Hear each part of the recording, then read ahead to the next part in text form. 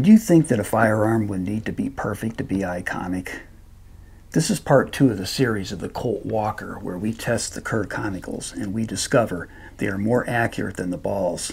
And also, the Kerr conicals, you don't have to make any modifications to the loading port.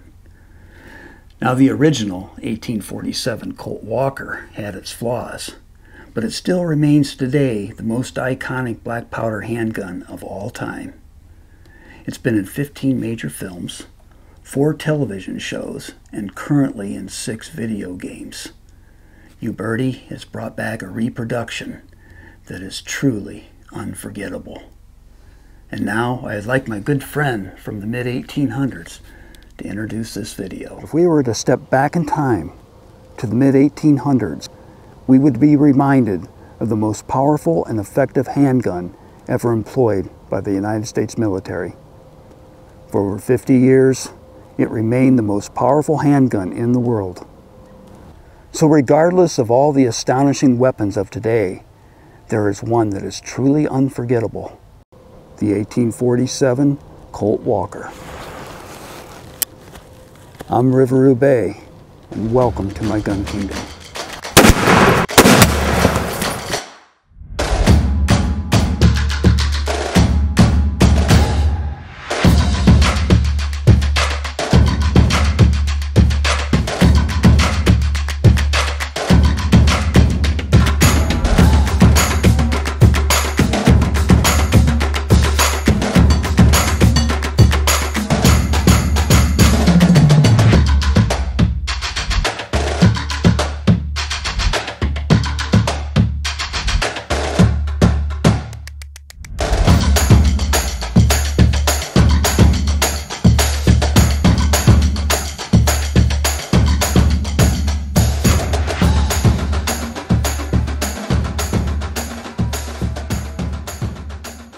Okay, so Uberti has removed the imperfections of the original 1847 Colt Walker. And no longer does the rammer drop under recoil. And also, today's metals that they use in making guns have improved. So now the cylinder doesn't crack under heavy loads. So let's go out to the range and listen in on the gunpowder that we used for today and also how we measured it. Now, we've been measuring by volume the powder here. And you know, this gets you close, this dispenser right here, you know, but you're usually supposed to measure in powder and weight instead. Yeah, they say so many grains, but I mean, that's how they did it before. Yeah. Years ago, you didn't carry a scale around with you. Well, another thing is they probably just eyeballed it. They probably just dumped it in here and they see how close it, you know. They were worried about how fast they could get a lot of it loaded, not how precise. Yeah. Yeah, the soldiers really didn't have a lot of time, did they, right, to reload? And but we're shooting triple F today. We don't have any double F, so that's what we're going to be using. That's what we shot the last time, was triple F. Okay, when we were at the range today, we didn't take the time to take the micrometer to the balls or to the Kerr conicals, but we did that when we got back. And now the balls are made by Hornady, and what we did is we took 3 out and we measured all 3 of them, and we discovered that the balls are not perfectly round, and that could be one of the reasons why the balls aren't that accurate. But anyway, at the smallest portion of the ball, it measured 455 thousandths of an inch, and then at the widest part of the ball, it measured 458 thousandths of an inch. So we measured all 3 balls, and they're all the same. So between 455 and 458 thousandths of an inch for each ball. And then we went over to the Kerr conicals and we measured them, and now the Kerr conicals have 2 sections. They have a bottom section called the skirt, and then the top portion called the nose. Now at the widest part of the nose, it measured 458 thousandths of an inch, same as the widest part of the ball. Okay, now the skirt is 20 thousandths of an inch smaller than the top portion of the conical. So it was 438 thousandths of an inch. So then we weighed the conicals, and they weighed 225 grains. And we weighed all 3 of them, and they all weighed the same. So that's a little bit over ½ an ounce. And then we weighed the balls, and they weighed out to be 140 grains, and all 3 balls weighed the same.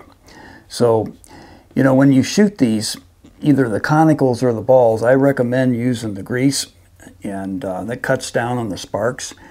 And also, it does help a little bit in keeping your barrel clean too.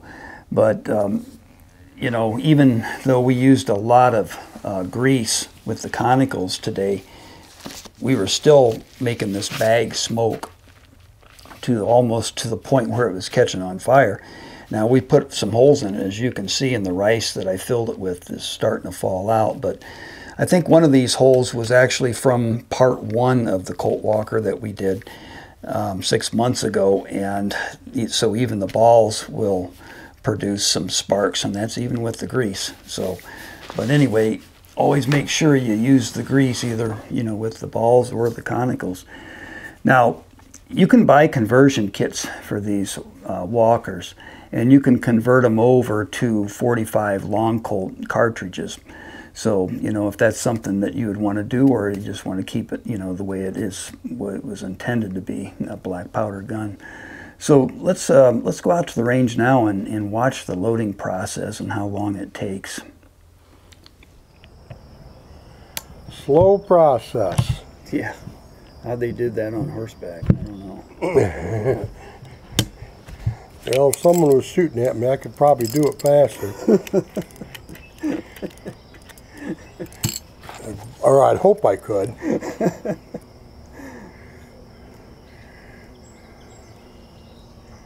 They would have to take themselves out of the battle for a while, duck away somewhere, and. Oh yeah, definitely. Oh, didn't get enough. Well, that's the whole thing. Yeah, I guess it's up there.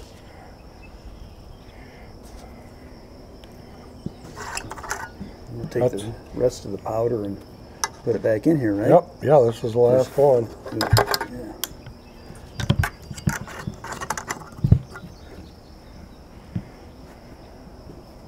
This stuff's pretty runny right now. I've been sitting in the sun. Yeah. Looks like a graphite grease.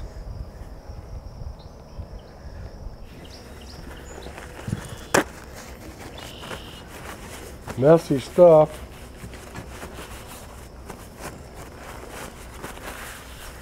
Won't they make a white grease, or is that for something different?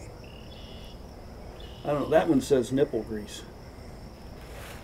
Breech plug, nipple grease. Okay, and then now we got to put a primer on each one. Yep. And my big fingers, that's a tedious little job. You might want to point it down range too. Let's see if we can get it. Yes, there we go. Get them started on there. They go on pretty good then.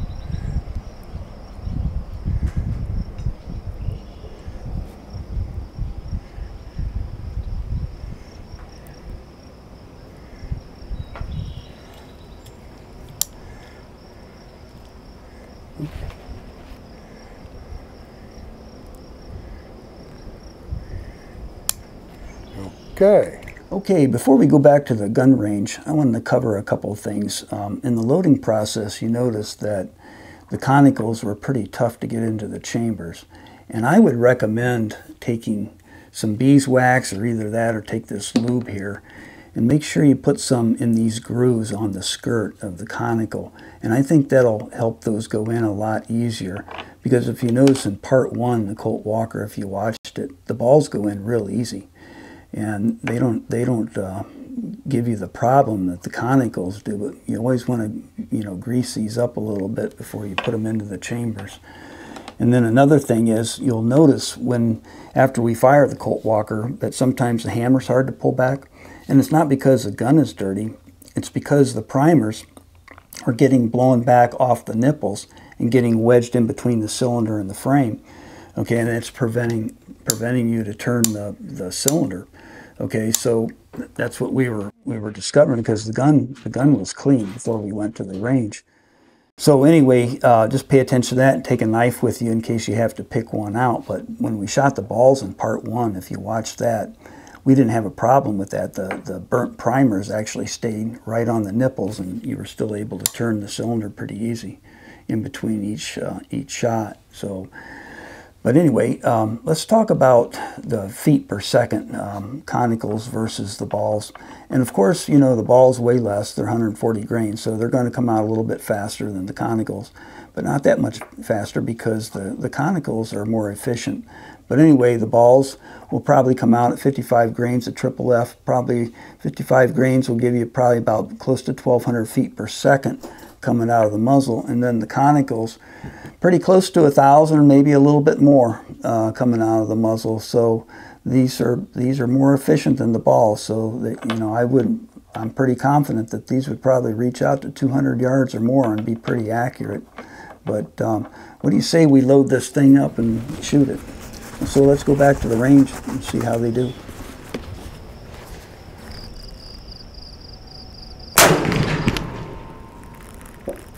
And hit the target.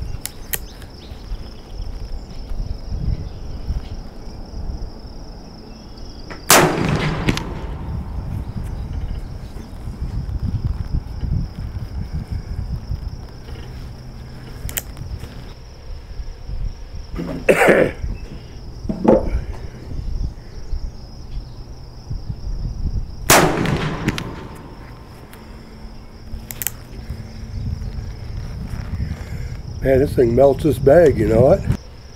I think it's got it on fire. I got one more. Let's get this one off of here.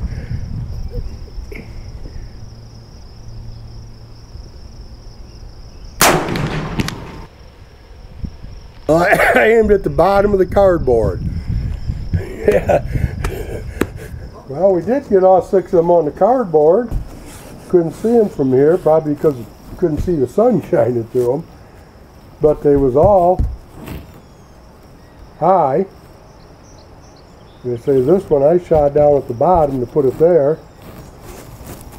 That flyer, so you know, that's say they really designed them to shoot horses. That would definitely hit a horse at 50 yards, I guess. Probably hit a man at 50 yards. So we got all 6 of them in there. Yeah. And what happened was when we were hitting on the cardboard, we couldn't see them in the spotting scope. So actually what you really need to do if you want to shoot this Colt Walker at 50 yards, you need bigger targets. But I know I hit that one, and I was aiming here, and it came up here, so that's what, almost 2 feet. Yeah, that was probably a bad shot because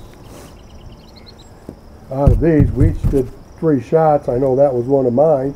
These, we didn't think we was hitting the target, But if this was a horse, at 50 yards, we would have hit him. Yeah. But I'm surprised we did as well as we did. Yeah, because I couldn't see the other ones.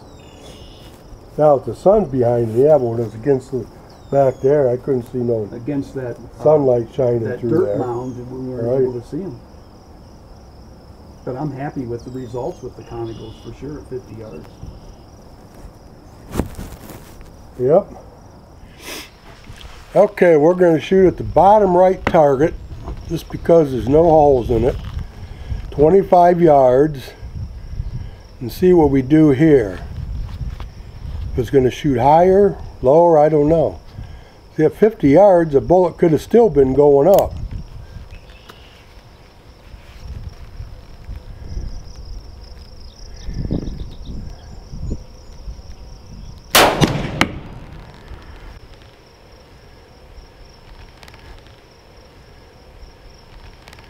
Probably not as high here as it was at 50 yards.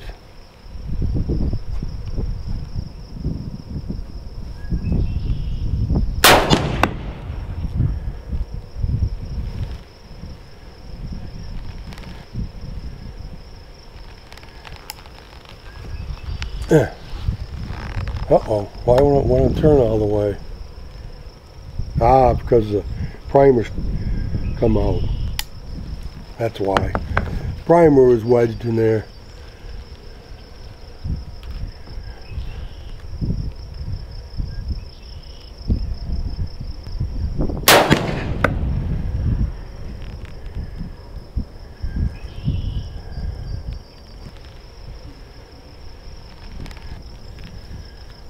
See any holes in the cardboard? Well, I don't know. This don't want to. Oh, that's because the primers are catching. Primers are blowing back.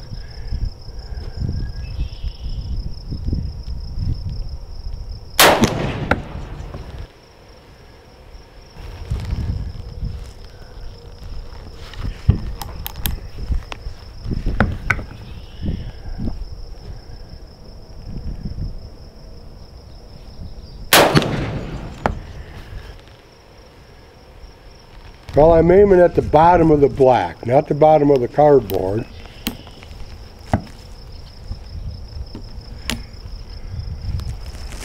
Got one.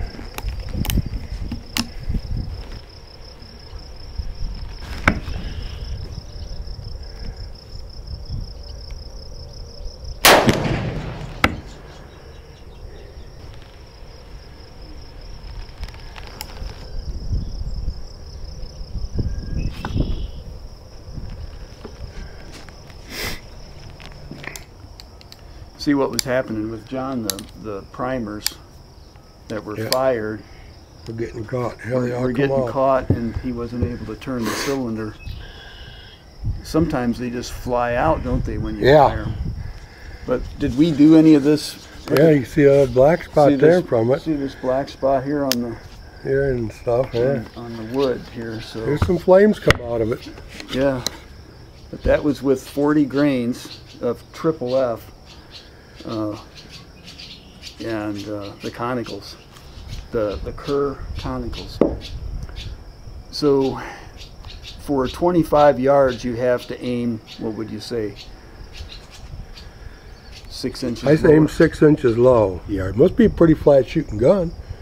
Yeah. Say it's actually at 50 yards, it's probably still going up a little bit. That's kind of what I was thinking. And it's hard right now, the sun is shining.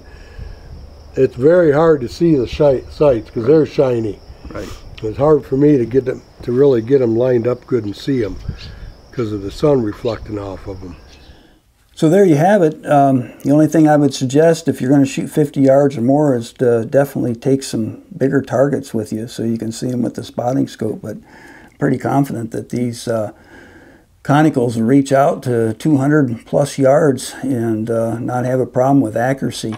But in order to see them with your spotting scope, you're going to need bigger targets. But, you know, the Colt Walker is a flat shooting gun. It does shoot high, you know. Even at 50 yards, we were, you know, 6 inches high, you know, from where we were aiming. Leave a comment below if you've had any experience with the conicals, you know, and the balls, you know, and let us share that information with us. And, you know, if you like the video, make sure you hit that like button and hit the subscribe button because there's always more future content coming up. But I appreciate you watching. Thank you.